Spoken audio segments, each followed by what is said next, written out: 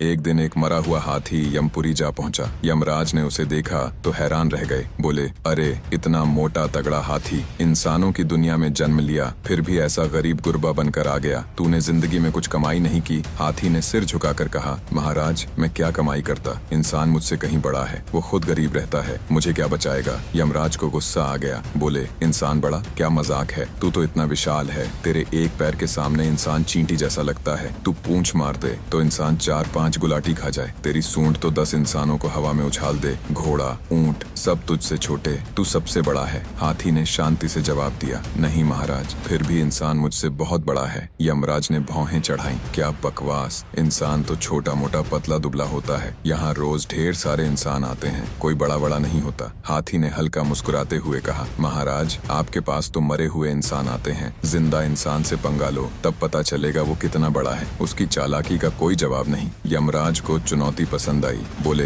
अच्छा जिंदा इंसान को अभी बुलवाता हूँ, देखते हैं कितना बड़ा है। उन्होंने यमदूतों को बुलाया और हुक्म दिया, जाओ किसी जिंदा इंसान को गैर कानूनी तरीके से उठाकर लाओ फटाफट। यमदूत तुरंत इंसानों की दुनिया में पहुँचे। वहाँ रात का समय था। एक नौजवान किसान अपने खलिहान में खटिया डालकर मजे से सो रहा था। चांदनी रात में उसकी खटिया चमक रही थी। यमदूतों ने सोचा ये ठीक रहेगा। उन्होंने जादुई ताकत से खटिया को हवा में उठाया और किसान को बिना मारे जिंदा ही यमपुरी ले गए। किसान नींद में था, लेकिन उसे एहसास हो गया कि कुछ गड़बड़ है। उसने आंखें खोली तो देखा उसकी खटिया हवा में उड़ रही है। यमदूतों को देखकर वो समझ गया, अरे ये तो मुझे ले जा रहे हैं। उसने सोचा, अगर इनसे बहस की तो खटिया पलट देंगे, कहीं गिर गया तो हड्डियां टूट जाएंगी, चुप रहना ही ठीक है। उसने चुपके से जेब से कागज और कलम निकाली, कुछ लिखा, कागज मोड़ा और फिर लेट गया जैसे कुछ हुआ ही ना हो। यमपुरी पहुंचते ही यमदूतों को दूसरा काम मिल गया और वो चले गए। किसान ने खटिया से उतरकर एक दूसरे यमदूत को पकड़ा और कहा, भाई ये चिट्ठी यमराज को दे दे। चिट्ठी में लिखा था, इस चिट्ठी को लाने वाले इंसान को मैं यमपुरी का बॉस बनाता हूँ, भगवान विष्णु।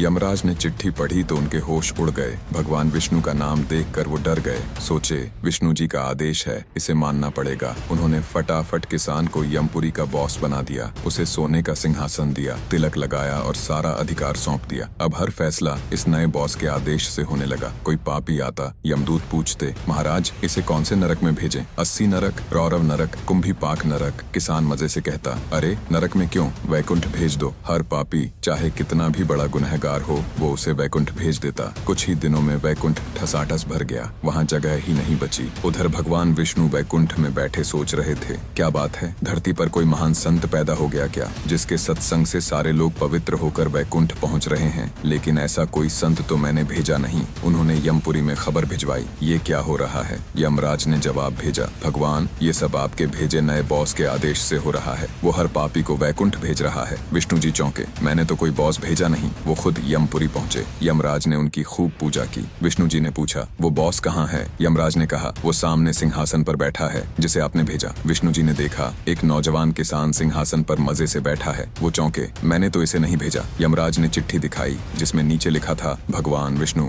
विष्णु जी ने सोचा, नाम मेरा है पर मैंने ये लिखा नहीं। उन्होंने किसान को बुलाया और पूछा, भाई तूने मेरे नाम की जाली चिट्ठी कैसे बनाई? किसान बिल्कुल निडर था। बोला, भगवान आप ही कहते हैं कि हर प्राणी में आप बसते हैं। तुलसीदास जी ने लिखा, सबको राम ही नचाते हैं। गीता में भी आपने कहा, मैं सबके दिल में हूँ। तो जो मैंने किया वो आपकी ताकत से ही किया। मेरे हाथ पैर आपकी शक्ति से चलते हैं। अगर ये गलत है तो मैं माफी मांगता हूँ, लेकिन फिर रामायण और गीता को कौन मानेगा? आप कहते हैं मैं सबको प्रेरणा देता हूँ, तो मुझे प्रेरणा देने वाले भी आप ही हैं, इसलिए मैंने आपका नाम लिख दिया। अगर मैं गलत हूँ तो आपके शास्त्र भी गलत हो जाएंगे, फिर लोग भक्ति कैसे करेंगे, दुनिया नरक बन जाएगी। विष्णु जी हंसने लगे। बोले, वाह तू तो बड़ा तर्कबाज है। ठीक है मेरा नाम लिख दिया, लेकिन तूने सारे पापियों को वैकुंठ क्यों भेज दिया? उन्हें सजा मिलनी थी ताकि न्याय हो। किसान ने मासूमियत से कहा, भगवान मैं तो गलत तरीके से यहाँ लाया गया। मेरी कुर्सी 4 दिन की है, पता नहीं कब चली जाए, इसलिए मैंने जितना अच्छा काम कर सकता था कर लिया। मैंने सबको वैकुंठ भेजा ताकि आप मुझसे मिलने आओ। अगर मैं ऐसा न करता तो आपके दर्शन कैसे होते? मैंने तो अपनी भलाई का फल पा लिया। विष्णु जी ने ठहाका लगाया, अच्छा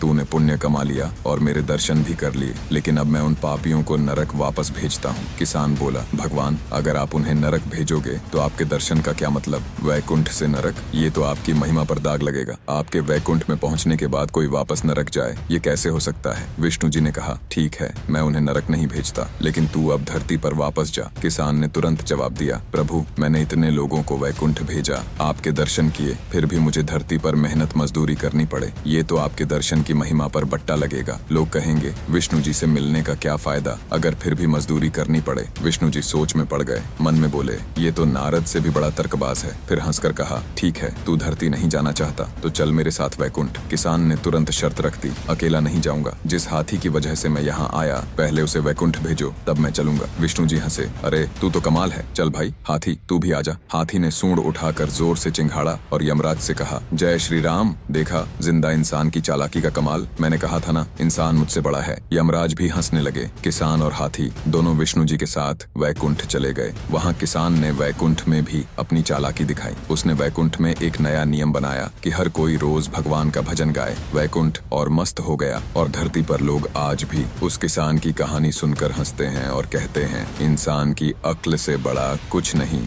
दोस्तों कमेंट में जय श्री राम जरूर लिखें।